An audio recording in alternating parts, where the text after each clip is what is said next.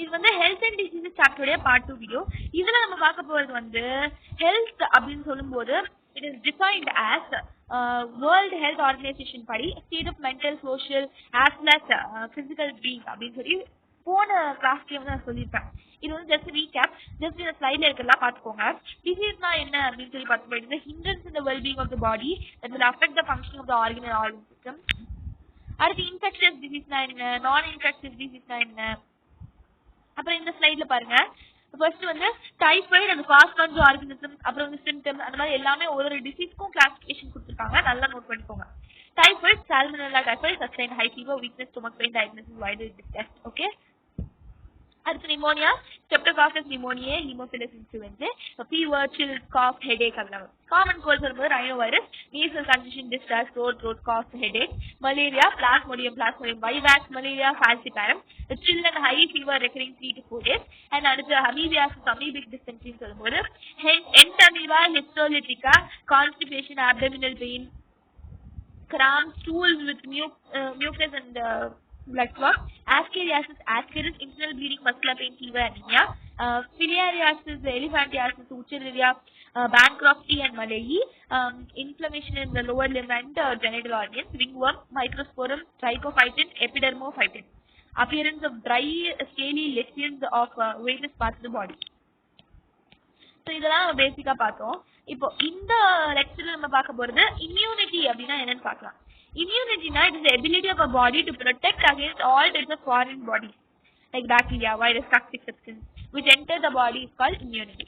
The study of the immune system, the cells, the molecules and organs, and the study of the immunity அப்படின்றது immunology அப்படின்னு சொல்லுவாங்க. So immunity வந்து ரெண்டு type, innate natural immunity சொல்லுவாங்க, அப்படி இல்லைன்னா acquired adaptive immunity அப்படின்வாங்க. Innate immunity அப்படின்னா it is a non-specific type of defense that is present at the time of birth. பிறக்கும் போதே நமக்கு வரக்கூடிய immunity innate immunity சொல்லுவோம். it is a non-specific type of defense. specific typeல கிடையாது, நமக்கு பிறக்கும் போதே நமக்கு ஆட்டோமேட்டிக்கா நம்ம பாடியில இருக்கக்கூடிய non-specific type of defense இது. This is accomplished by providing different types of barriers to the entry of the foreign agents to our body. So அடுத்து innate immunity பொறுத்த வரைக்கும் 4 type: physical barrier, physiological barrier, cellular barrier, cytokine barrier. physical barrier அப்படின்னா skin is a physical barrier. physiological barrier அப்படின்னா saliva, tears, HCl, hydrochloric acid இதெல்லாம் physiological barrier. cellular barrier அப்படின்னா PMNL, அடுத்து வந்து WBC. WBC நிறைய types இருக்கு இல்லையா, நியூட்ரோ, peso, monocytes, lymphocytes, இதெல்லாம் வந்து நம்மளோட செல்லுலார் பேரியர்ஸ்ல வரும். சைட்டோகைன் பேரியர்ஸ்னா வந்து interferons. Cytokine barriers is interferons. ability of a body to protect against all types of foreign bodies is called immunity. அடுத்து skin in our body is a major barrier which prevents the entry of microorganisms. கரெக்டா? So physical barrier பொறுத்து இருக்கும். mucus coating on the epithelium lining on the respiratory, gastrointestinal, urogenital tract, இதெல்லாம் இந்த mucus coating என்ன பண்ணும் அப்படின்னா it will help in trapping microbes entering our body. நம்ம பாடி உள்ள enter ஆக விடாம trap பண்ணும். ஓகேவா? So mucus coating on the epithelium lining on the respiratory, gastrointestinal, urogenital tract helps in trapping the microbes entering our body. So skin only will prevent entry of the microorganisms. அடுத்து HCl in stomach, acid in stomach, saliva in mouth, tears from eyes, all will prevent the microbial growth. அடுத்து innate immunity, cellular barriers. Certain types of leukocytes, WBC of a body like polymorphonuclear leukocytes. PMNL அப்படின்னா இது வந்து neutrophils தான் PMNL சொல்லுவாங்க. This polymorphonuclear leukocytes. Monocytes, natural killer type of lymphocytes in the blood, as well as the macrophages in the tissue can phagocytosis and destroy microbes. Macrophages. அடுத்து cytokine barriers வரும்போது virus infected cells secrete proteins called interferons. வைரஸ்னால infect ஆகக்கூடிய cell என்ன பண்ணும் அப்படின்னா ஒரு kind of புரோட்டீனை secrete பண்ணும். அந்த புரோட்டீன் பேர் என்னன்னா இன்டர்ஃபெரான்ஸ். இந்த இன்டர்ஃபெரான்ஸ் என்ன பண்ணும் அப்படின்னா it will protect the non-infected cells from further viral infection. அது பக்கத்துல இருக்கக்கூடிய non-infected செல்லையும் அஃபெக்ட் பண்ணிட கூடாது அப்படின்னு சொல்லிட்டு ப்ரொடெக்ட் பண்ற வேலையை பார்க்கும் இன்டர்ஃபெரான்ஸ். இது வந்து cytokine barrier. So interferon signal neighboring cells to trigger the resistant mechanism. It will activate immune cell that kills the invading pathogen. So questions பார்க்கலாம். Which type of barrier under innate immunity do the saliva in the mouth and tears belong to? So நான் already சொன்ன மாதிரி they are physiological barriers. ஓகேவா? அடுத்து இந்த immune system interferons are part of cytokine barriers. Okay? which of the following component does not participate in innate immunity அப்படின்னா it is B lymphocytes. B lymphocytes வந்து they are not a part of the innate immunity. பிறக்கும் போதே வர immunity கிடையாது. வெறும் neutrophils, basophils, natural killer cells இதெல்லாம் வந்து பிறக்கும் போதே நமக்கு வரும். இதுல ஆட் ஒன் அவுட் என்னன்னு கேக்குறாங்க, இன்டர்ஃபெரான். பிகாஸ் பிஎம்என்எல் நியூட்ரோஃபில்ஸும் சரி, மோனோசைட்ஸும் சரி, நேச்சுரல் கில்லர் செல்ஸும் சரி, இவங்கெல்லாம் வந்து they will come under வேற. பட் இன்டர்ஃபெரான் சொல்லும்போது சைட்டோகைன்ல வரும். ஓகேவா? இப்போ அடுத்து what is immunity basically? Immunity is dependent on the ability of the body to protect against all types of infection and diseases by defending against the disease causing pathogens like bacteria, virus and fungi and toxic substances from invading our body. So ரெண்டு type of immunity இருக்குன்னு சொன்னா, innate immunity, natural immunity. ரெண்டாவது வந்து acquired immunity. So இப்போ நம்ம பார்க்க போறது acquired immunity. Acquired immunity on the other hand is pathogen specific. It is characterized by memory. This means that our body, when it encounters a pathogen, the first time produces a response called primary response. This is of low intensity. இப்பதான் first time நம்ம expose ஆறோம் அப்படின்னா pathogenக்கு primary response வந்து கொடுக்கும். Acquired immunity பொறுத்த வரைக்கும் subsequent encounter with the same pathogen elicits a high intensified secondary anamnestic response. அதுவே ரெண்டாவது மூணாவது வாட்டி அதே pathogen என்கவுண்டர் பண்றோம் அப்படின்னா நமக்கு செகண்டரி ஒரு anamnestic response வந்து ப்ரொடியூஸ் பண்ணும். ஸோ இதுதான் நம்ம பாடிக்கும் அந்த என்கவுண்டரிங்க்கும் மெமரி இருக்கு, டி லிம்போசைட்ஸ்க்கு மெமரி இருக்குன்னு சொல்லப்படுது. ஓகேவா? ஸோ ஃபர்ஸ்ட் டைம் இப்போதான் நம்ம பேரஜனுக்கு வந்து நம்ம இது ப்ரோன் ஆகுறோம் அப்படின்னா நமக்கு பிரைமரி ரெஸ்பான்ஸ் வரும். அதுவே நம்ம நிறைய வாட்டி ப்ரோன் ஆக ஆரம்பிச்சிட்டோம் அப்படின்னா நமக்கு செகண்டரி ரெஸ்பான்ஸ் anamnestic ரெஸ்பான்ஸ் வர ஆரம்பிச்சிடும். புரியுதா? So that is why we say that the T lymphocyte has memory. Okay, basically. So அடுத்து we'll be looking at the humoral immunity. இப்போ அடுத்து primary and secondary immune response carried out with the help of ரெண்டு special type of lymphocytes இருக்கு. First வந்து B lymphocytes, இன்னொன்று வந்து T lymphocytes. இதுதான் humoral antibody mediated immunity சொல்லுவாங்க. humoral immunity ரெண்டு type special type of primary and secondary immune response carried out with the help of two special types of lymphocytes, which is B lymphocytes and T lymphocytes. ஓகேவா? இப்போ B lymphocytes வந்து it will produce an army of protein response to pathogens in our body to fight with them. ஒரு army of proteins வந்து produce பண்ணுவாங்க B lymphocytes. And இந்த proteins தான் என்ன சொல்லுவாங்கன்னா ஆன்டிபாடி அப்படின்னா இம்யூனோகுளோபுலின் அப்படின்னு சொல்லுவாங்க. புரியுதா? இவங்க தான் B lymphocytes. B lymphocytes நிறைய ப்ரோட்டீன்ஸ் வந்து ப்ரொடியூஸ் பண்ணுவாங்க in order to fight against the pathogens. So இந்த ப்ரோட்டீன்ஸ் தான் வந்து ஆன்டிபாடிஸ் அப்படின்னா இம்யூனோகுளோபுலின். ஓகேவா? ஆன்டிபாடியோட ஸ்ட்ரக்சர் வந்து பார்த்தோம்னா T cells themselves do not secrete antibody but help the B cells to produce it. B cell தான் ஆன்டிபாடி ப்ரொடியூஸ் பண்ணுவாங்க. இந்த T செல்லோட வேலை என்னன்னா B செல் ஆன்டிபாடியை ப்ரொடியூஸ் பண்ண வைக்கிறது தான். ஓகேவா? So each antibody molecule has 4 peptide chain. ஒரு ஆன்டிபாடி மாலிக்யூலுக்குமே 4 பெப்டைட் செயின் இருக்கும். 2 ஸ்மால் லைட் செயின் சொல்லுவாங்க, 2 லாங்கா ஹெவி செயின் சொல்லுவாங்க. ஹென்ஸ் ஒரு ஆன்டிபாடி அப்படின்னு சொன்னா அது எப்படி ரெப்ரசென்ட் பண்ணுவோம் அப்படின்னா H2L2 அப்படின்னு சொல்லி ரெப்ரசென்ட் பண்ணுவோம். 2 லைட் 2 ஹெவி அப்படின்றதுனால H2L2. மொத்தத்துல 4 பெப்டைட் செயின் இருக்கும். இதை பார்த்தா உங்களுக்கு தெரியும். ஆன்டிஜன் பைண்டிங் சைட்டு அது ரெண்டுமே ஆன்டிஜன் பைண்டிங் சைட்டு இப்படி இருக்கும், ஒரு மாதிரி ஸ்ட்ரக்சரலா இருக்கும். அண்ட் வந்து ஒரு ஜிப்பு மாதிரி ஒரு ஸ்ட்ரக்சர், ஒரு ரோடு மாதிரி போகுது, இந்த ரோடு ரெண்டா பிரிகிற மாதிரி ஒரு ஸ்ட்ரக்சர் வந்து இருக்கும். கீழே இருக்கிறது ஹெவி செயின், மேலே இருக்கிறது light chain. Antigen binding site. ஆன்டிபாடிஸோட டைப் வந்து 5 வரைக்கும் இருக்கு. ஒன்னு IgA, IgD, IgE, IgA, IgM. இதுங்க எப்படி ஞாபகம் வச்சுக்கலாம் அப்படின்னா ஆன்டிபாடிஸோட இம்யூனோகுளோபுலின் மாலிகுலரோட டைப்பை Ig-MADG அப்படின்னு ஞாபகம் வச்சுக்கோங்க. Ig-MADG. ஓகேவா? Because these antibodies are found in the blood, the response is also called the humoral immune response. இது வந்து பிளட்ல தான் இருக்கு அப்படின்றதுனால, இந்த antibodies are found in blood அப்படின்றதுனால இந்த ரெஸ்பான்ஸை நம்ம வந்து ஹியூமோரல் இம்யூன் ரெஸ்பான்ஸ் சொல்லுவோம். So this is one of the 2 types of the acquired immune response, antibody mediated response. ஓகேவா? ஸோ மொத்தமா நான் என்ன சொன்னேன், innate immunity, acquired immunity ரெண்டு இருக்குன்னு சொன்னேன். இதுல acquired immunity வந்து antibody mediated, அதுல வந்து humoral immunity, acquired immunityல humoral immunity is one of the type. ஓகேவா? acquired immunityல எது டைப் கிடையாதுன்னு கேக்குறாங்க. antigen mediated is not type. antibody mediated னு ஒன்னு இருக்கு, பட் antigen mediated னு ஒன்னு இல்ல. ஓகேவா? இப்ப நம்ம humoral immunity பார்த்தோம். இப்ப நம்ம cell mediated immunity பார்க்கலாம். செகண்ட் டைப் வந்து செல் மீடியேட்டட் இம்யூனிட்டி ரெஸ்பான்ஸ், செல் மீடியேட்டட் இம்யூனிட்டி, CMI சொல்லுவாங்க. ஸோ T lymphocytes mediated செல் மீடியேட்டட் இம்யூனிட்டி. நம்ம ஃபர்ஸ்ட் என்ன பார்த்தோம், ஆன்டிபாடி மீடியேட்டட் இம்யூனிட்டின்னு பார்த்தோம்.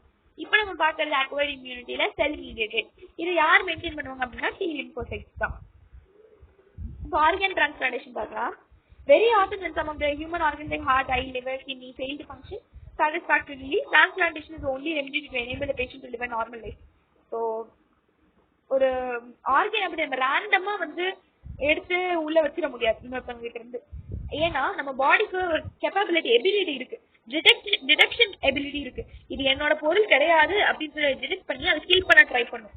ஸோ வேற ஒருத்தங்க கிட்ட இருந்து நம்ம டிரான்ஸ்பிளான்டேஷன் பண்ணோம்னா அதை பெர்ஃபெக்டா நம்ம வந்து எல்லா இது செக்கிங்லாம் முடிச்சுட்டு அதுக்கப்புறம் அது நம்ம பாடி செட் ஆகவான்னு பார்த்துட்டு அப்புறம் நம்மளோட செல்ஃப் இம்யூனிட்டியை நம்மளே ரெடியூஸ் பண்ணிக்கிற மாதிரி டேப்லெட்ஸ் கொடுப்பாங்க.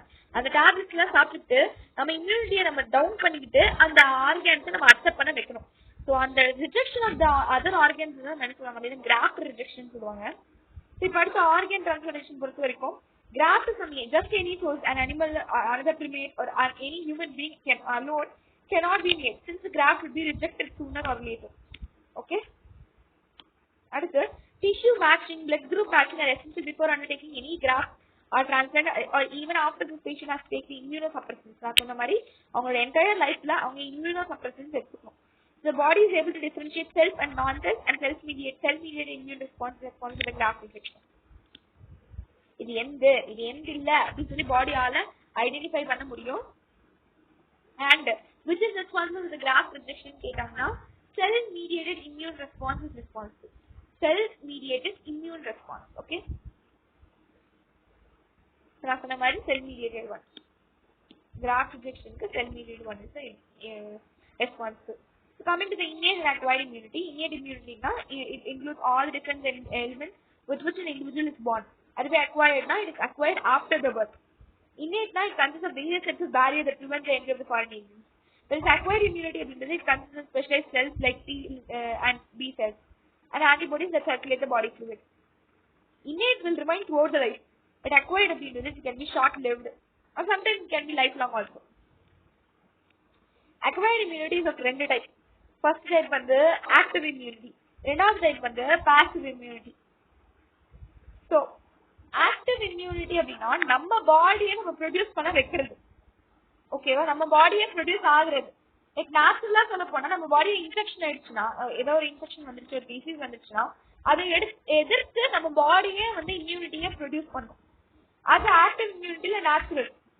ஓகே, இப்போ நான் சொல்றது புரியுதா? இம்யூனிட்டி ரெண்டு வகை, ஒன்னு நேச்சுரல், இன்னொன்னு அக்வயர்ட்.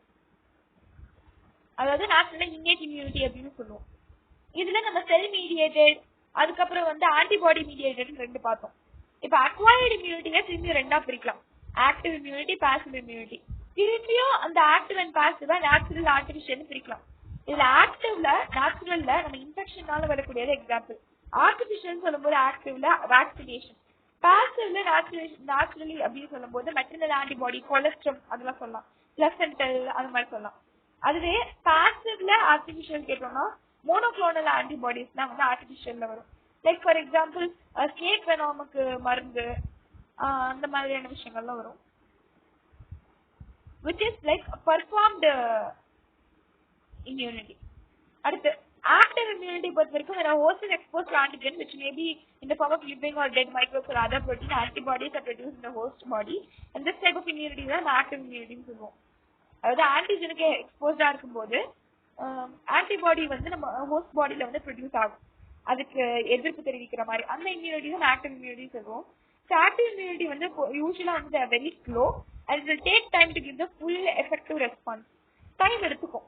ஆக்டிவ் இம்யூனிட்டி பொறுத்த வரைக்கும் ஸ்லோவா இருக்கும், டைம் எடுத்துக்கும் நம்ம பாடியை ப்ரொடியூஸ் பண்றதுனால. பாசிவ் இம்யூனிட்டி சொல்லும் போது injecting the microbes deliberately during the immunization or infectious organism gaining access into the body during natural infection induce the active immunity. When ready-made antibodies are directly given to protect the body against the foreign agents known as passive immunity. Yellowish fluid called colostrum secreted by mother during the initial days of the lactation has abundant antibody IgA to protect the infant. The fetus also receives some antibodies from the mother through the placenta during the pregnancy. Colostrum contains IgA. அடுத்து quiz பார்க்கலாம். Immune response to the first encounter of the antigen is called primary immune response. Grafted kidney will be registered in the patient with the cell-mediated immune response. Humans have acquired an immune system that produces antibodies to neutralize the pathogen. Still innate immunity is present at the time of birth because it is options பாருங்க.